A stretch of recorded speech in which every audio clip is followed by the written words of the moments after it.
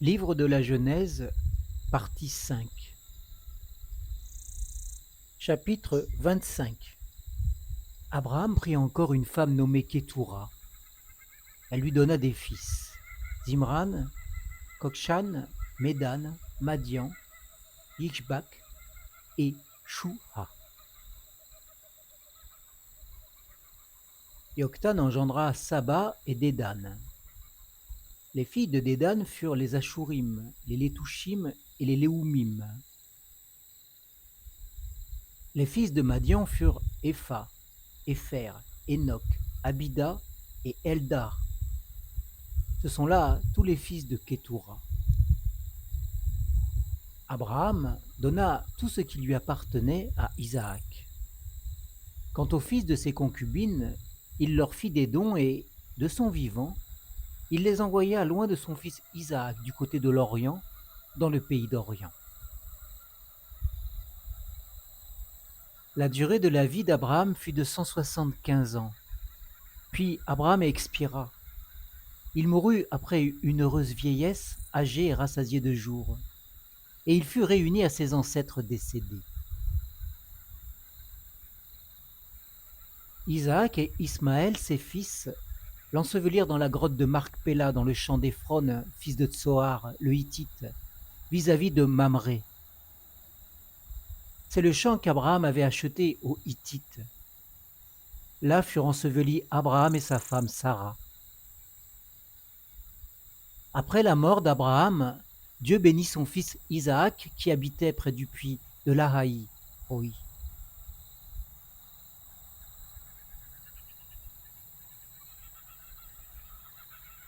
Voici la postérité d'Ismaël, fils d'Abraham, que l'Égyptienne Agar, servante de Sarah, avait donnée à Abraham. Voici les noms des fils d'Ismaël, avec le nom de leur lignée. Nébaïot, premier-né d'Ismaël. Kédar, Adbel, Mipsam, Mishma, Douma, Massa, Hadad, Théma, Yétour, Napish et Kedma. Ce sont là les fils d'Ismaël. Ce sont là leurs noms avec leur campement et leur agglomération. 12 princes étaient à la tête de leur peuplade. La durée de la vie d'Ismaël fut de 137 ans. Il expira et mourut, et il fut réuni à ses ancêtres décédés. Les Ismaélites demeurèrent depuis Havila jusqu'à Chour, qui est en face de l'Égypte en allant vers la Syrie. Ismaël s'établit en face de tous ses frères. Voici la postérité d'Isaac, fils d'Abraham. Abraham engendra Isaac.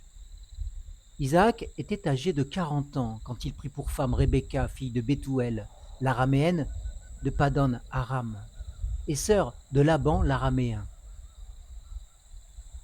Isaac supplia l'Éternel en faveur de sa femme, car elle était stérile, et l'Éternel entendit sa supplication. Sa femme Rebecca devint enceinte. Les enfants se heurtaient dans son sein, et elle dit : « Qu'est-ce qui m'arrive ? » Elle alla consulter l'Éternel.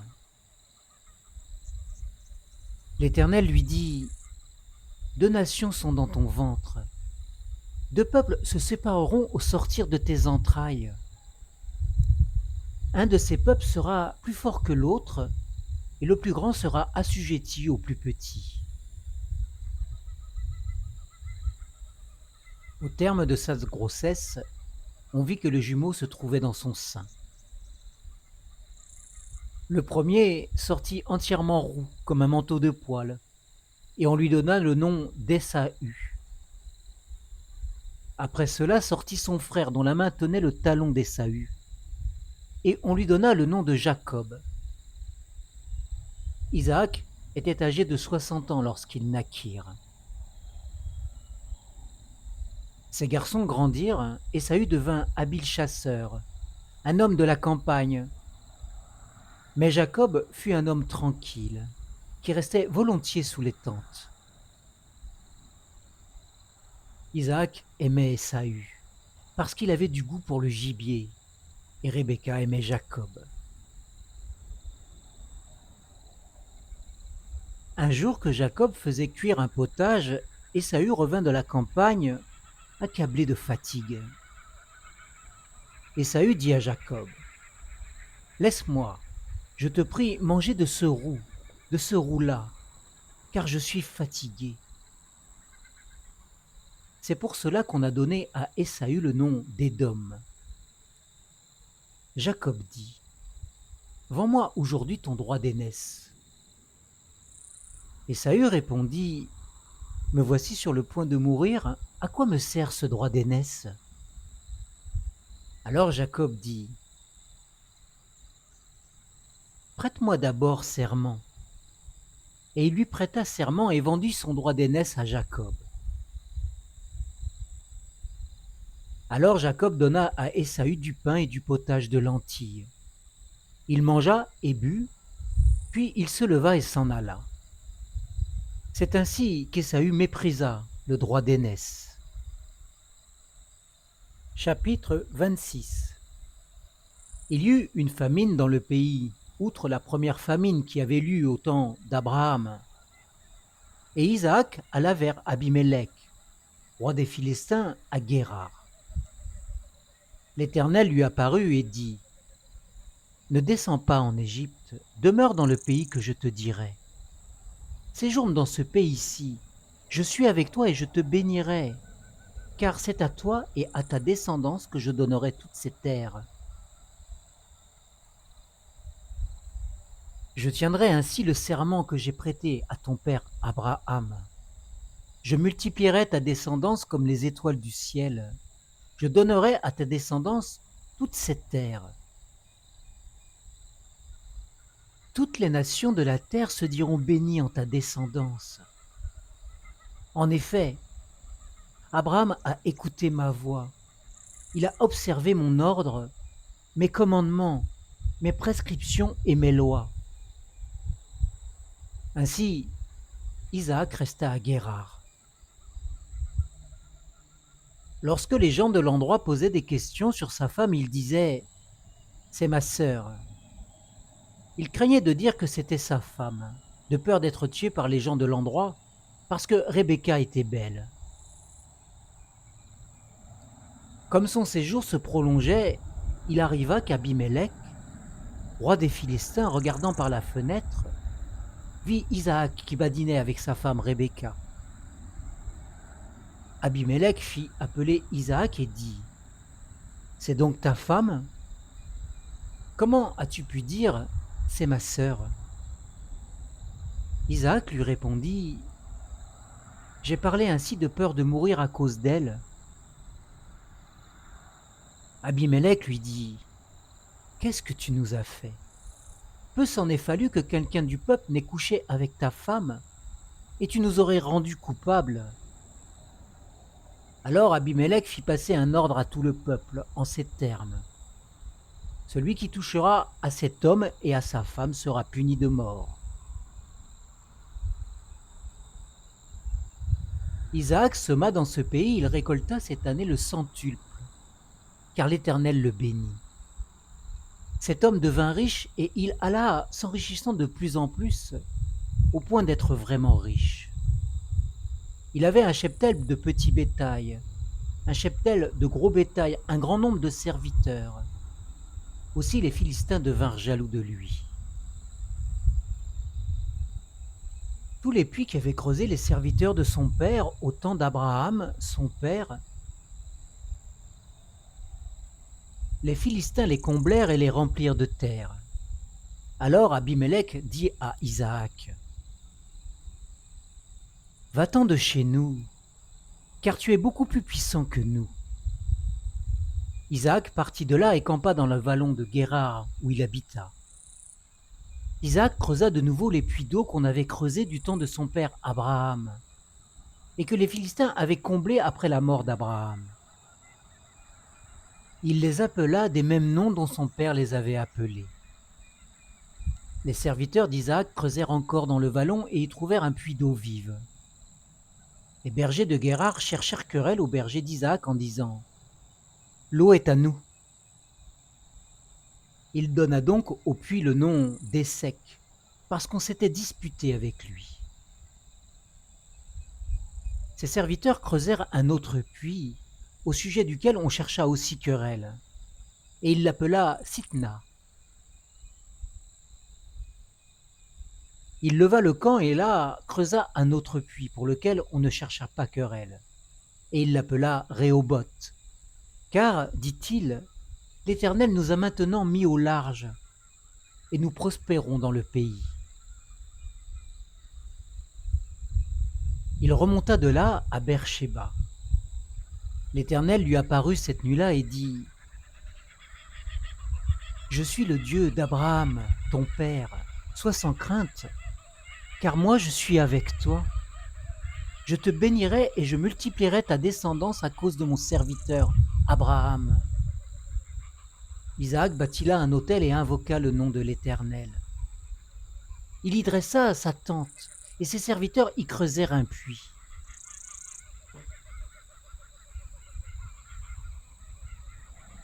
Abimélec se rendit auprès de lui depuis Guérard avec Aouza, son ami, et Picol, chef de son armée. Isaac leur dit « Pourquoi venez-vous auprès de moi puisque vous me haïssez et que vous m'avez renvoyé de chez vous ?» Ils répondirent « Nous voyons bien que l'Éternel est avec toi. C'est pourquoi nous disons qu'il y ait un serment entre nous, c'est-à-dire entre toi et nous.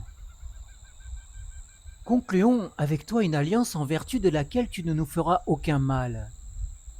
De même que nous ne t'avons pas maltraité, que nous t'avons seulement fait du bien et que nous t'avons laissé partir en paix, toi qui maintenant es béni de l'Éternel. » Isaac leur fit un festin, ils mangèrent et burent. Puis ils se levèrent de bon matin et se prêtèrent serment l'un à l'autre. Isaac les laissa partir et ils le quittèrent en paix.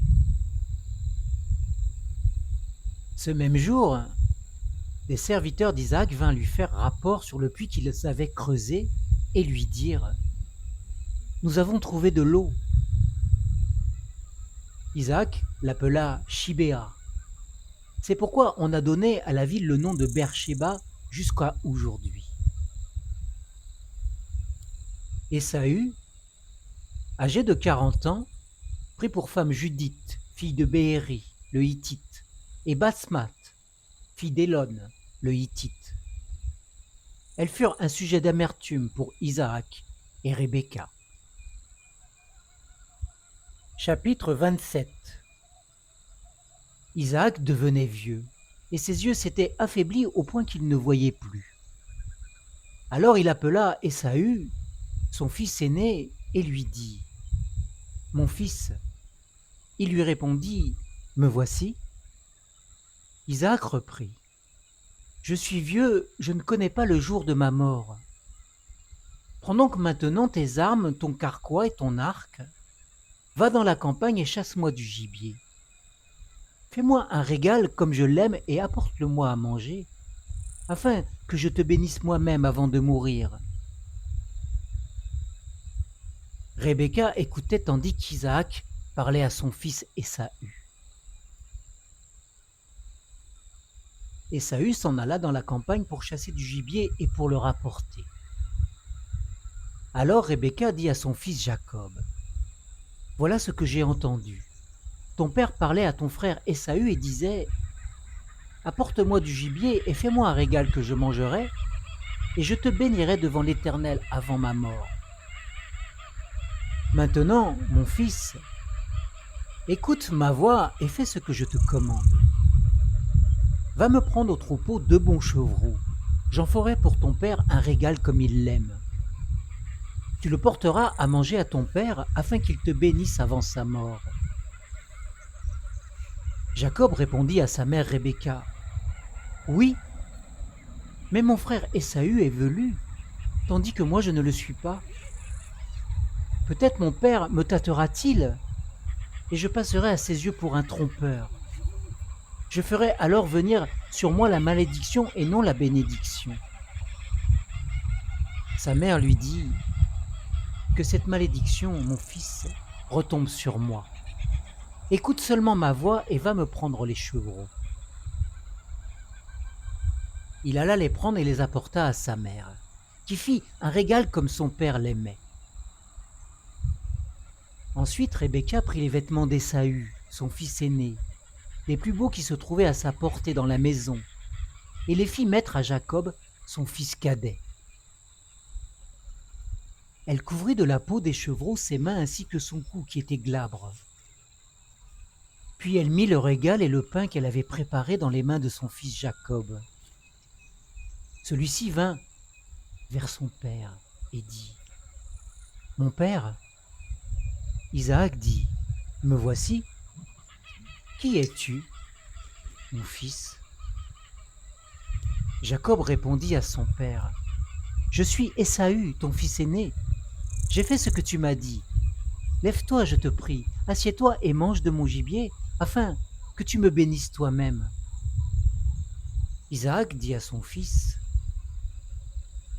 « Comme tu as vite fait d'en trouver, mon fils. » Jacob répondit : « C'est que l'Éternel, ton Dieu, a fait venir le gibier vers moi. » Isaac dit à Jacob : « Approche-toi donc, que je te tâte, mon fils, pour savoir si oui ou non tu es bien mon fils Ésaü. » Jacob s'approcha de son père Isaac, qui tâta et dit : « La voix est bien la voix de Jacob, mais les mains sont les mains d'Ésaü. » Il ne le reconnut pas parce que ses mains étaient velues comme celles de son frère Ésaü, et il le bénit. Il dit : « C'est bien toi, mon fils Ésaü ? » Il répondit : « Oui. » Isaac dit : « Sers-moi et que je mange du gibier de mon fils, afin que je te bénisse moi-même. » Jacob le servit et Isaac mangea. Il lui apporta aussi du vin et il but. Alors son père Isaac lui dit : « Approche-toi donc et donne-moi un baiser, mon fils. » Il s'approcha et lui donna un baiser.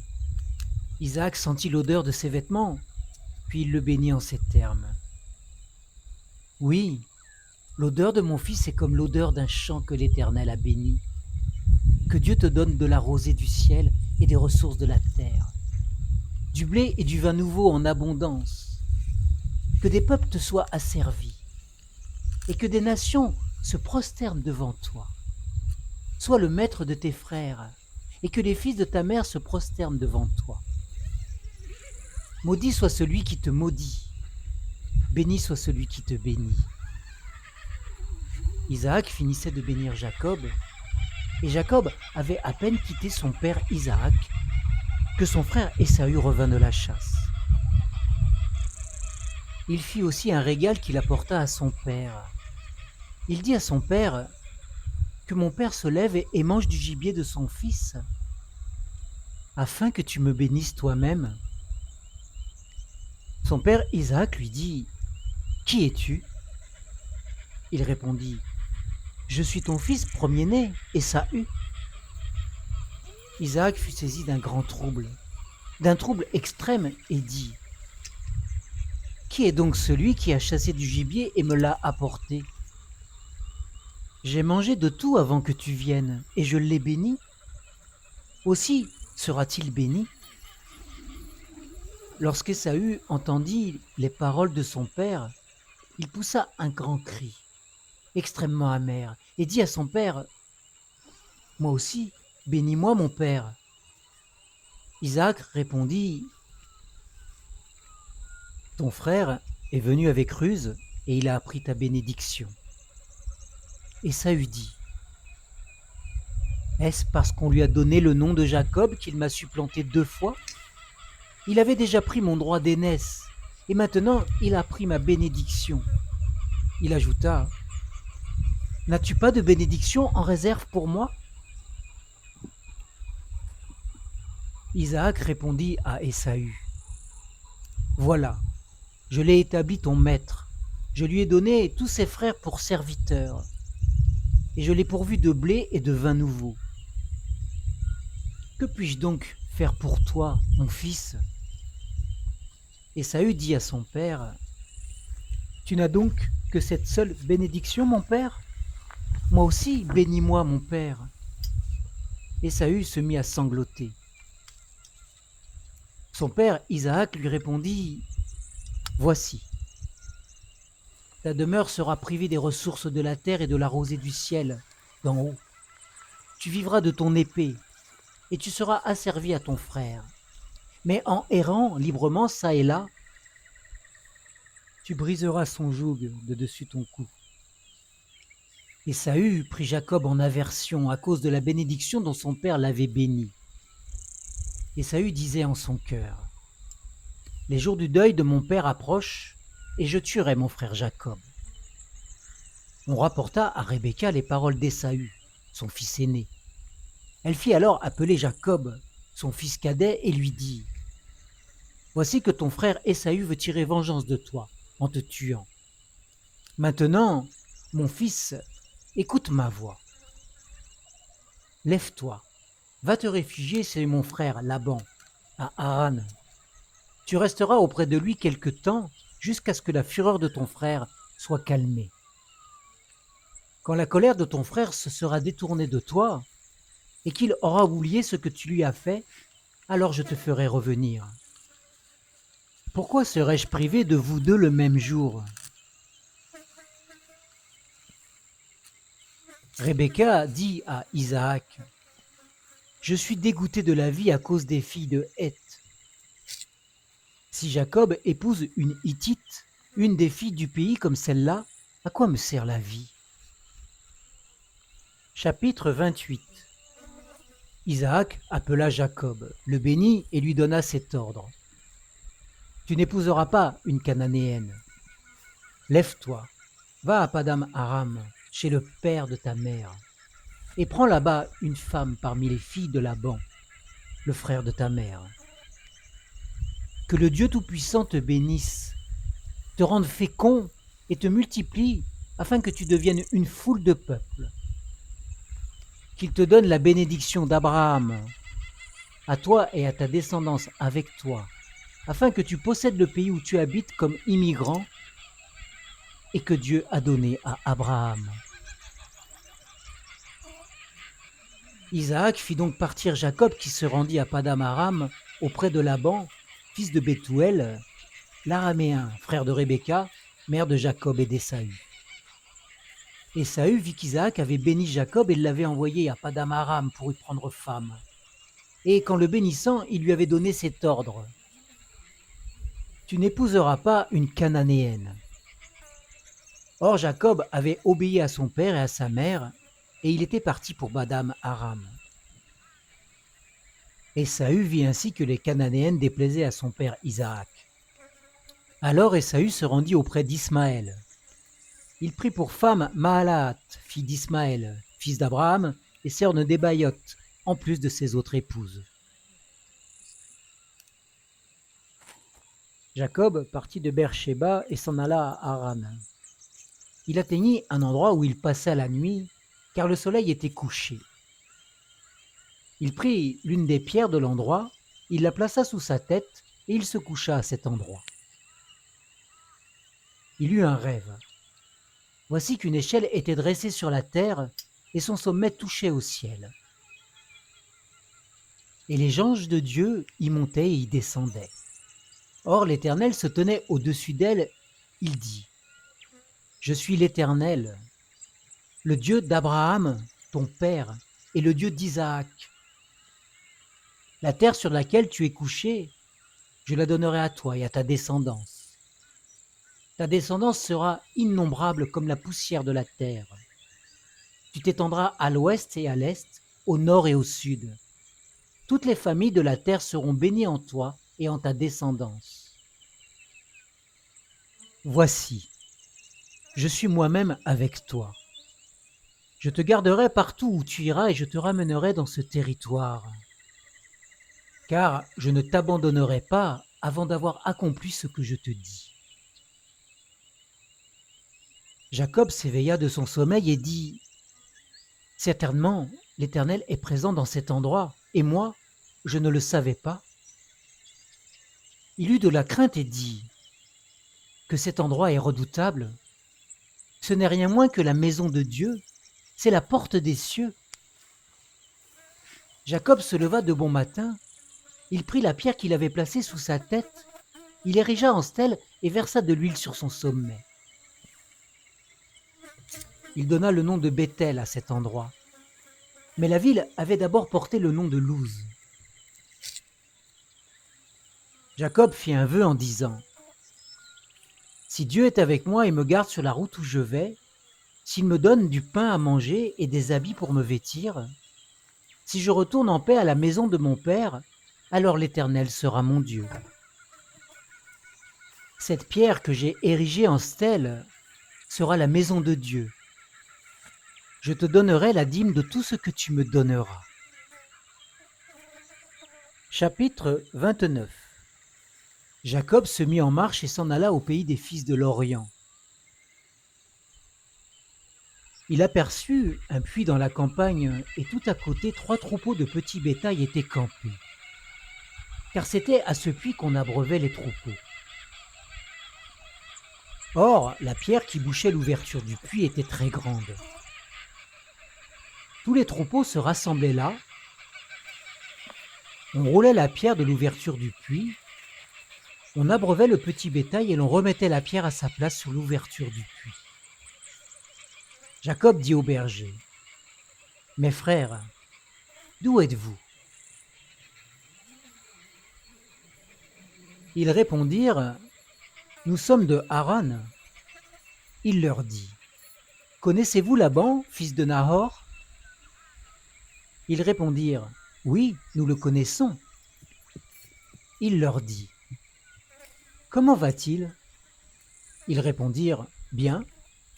Voici sa fille Rachel qui arrive avec le petit bétail. » Il dit : « Voici qu'il fait encore grand jour. Il n'est pas temps de rassembler le troupeau. Abreuvez le petit bétail, puis allez, faites-le paître. » Ils répondirent : « Nous ne le pouvons pas tant que tous les troupeaux n'ont pas été rassemblés. C'est alors qu'on roule la pierre de l'ouverture du puits et qu'on abreuve le petit bétail. » Il leur parlait encore lorsque survint Rachel avec le petit bétail de son père, car elle était bergère. Lorsque Jacob vit Rachel, fille de Laban, frère de sa mère, et le petit bétail de Laban, il s'approcha, roula la pierre de l'ouverture du puits et abreuva le petit bétail de Laban. Puis Jacob donna un baiser à Rachel et se mit à sangloter. Jacob déclara à Rachel qu'il était parent de son père, qu'il était fils de Rebecca. Elle courut l'annoncer à son père. Dès que Laban eut entendu la nouvelle de l'arrivée de Jacob, fils de sa sœur, il courut au-devant de lui, le serra contre lui et l'embrassa. Il le conduisit dans sa maison, et Jacob raconta tout à Laban. Alors Laban lui dit : « Certainement, tu es de mes os et de ma chair. » Jacob resta 1 mois chez Laban.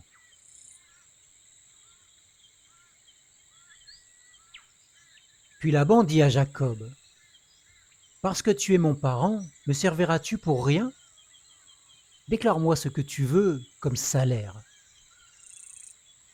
Or Laban avait 2 filles. Le nom de l'aînée était Léa et le nom de la cadette, Rachel. Léa avait les yeux délicats, mais Rachel était d'une très grande beauté.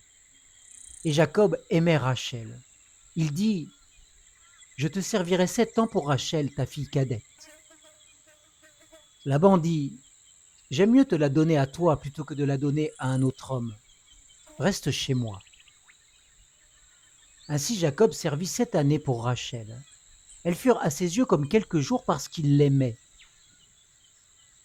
Ensuite, Jacob dit à Laban : « Donne-moi ma femme, car mon temps de service est accompli, et je veux aller vers elle. »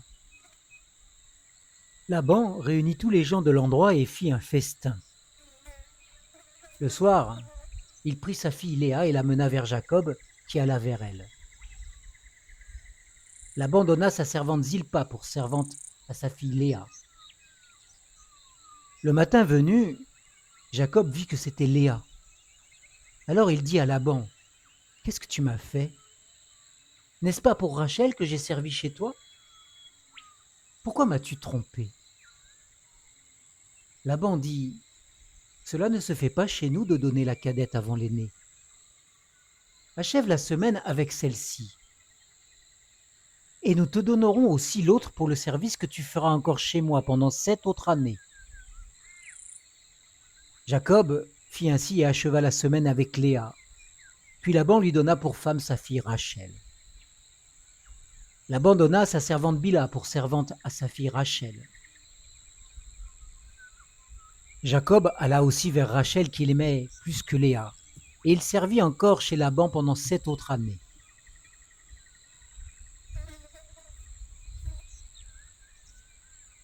L'Éternel vit que Léa n'était pas aimée, et il la rendit féconde, tandis que Rachel était stérile. Léa devint enceinte. Elle accoucha d'un fils à qui elle donna le nom de Ruben, car dit-elle, « L'Éternel a vu mon humiliation, et maintenant mon mari m'aimera. » Elle devint encore enceinte et accoucha d'un fils. Elle dit, « L'Éternel a entendu que je n'étais pas aimée, et m'a aussi donné celui-ci. » Elle lui donna le nom de Siméon. Elle devint encore enceinte et accoucha d'un fils. Elle dit, « Cette fois enfin, mon mari s'attachera à moi, car je lui ai enfanté 3 fils. » C'est pourquoi on lui donna le nom de Lévi.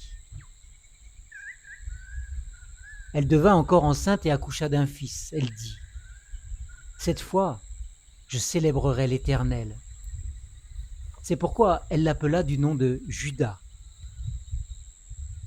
Elle cessa alors d'enfanter.